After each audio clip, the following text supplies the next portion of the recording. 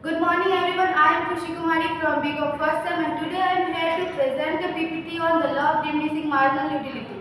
This was given by Nitish sir. What is the law of diminishing marginal utility? The law of diminishing marginal utility is also a part of cardinal approaches to utility analysis. This was given by Professor Alfred Marshall. It is also known as one commodity case because the law is applicable only under circumstances where the consumer is consuming only one product at a particular part of time. The law of diminishing marginal utility is based upon certain assumptions. These assumptions are: the consumer should be normal, abnormal consumption should not be considered. Consumer must consume homogeneous product, that is, there should be only one product that the consumer is consuming.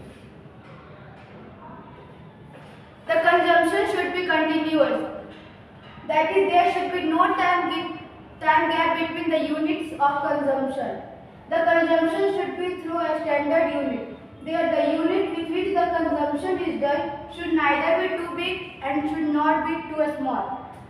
At a given time or place and on assumption, certain factors to remain constant. The law of diminishing marginal utility states that as to the unit of consumption goes on increasing, the utility derived from successive unit consumed goes on falling.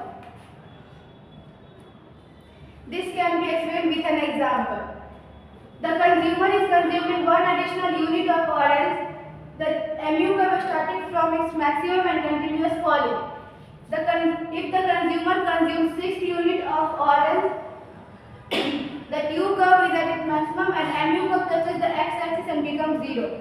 If the consumer is still consuming 7 units of orange, the U curve goes below the x-axis and becomes negative. This shows that as the consumer keep on consuming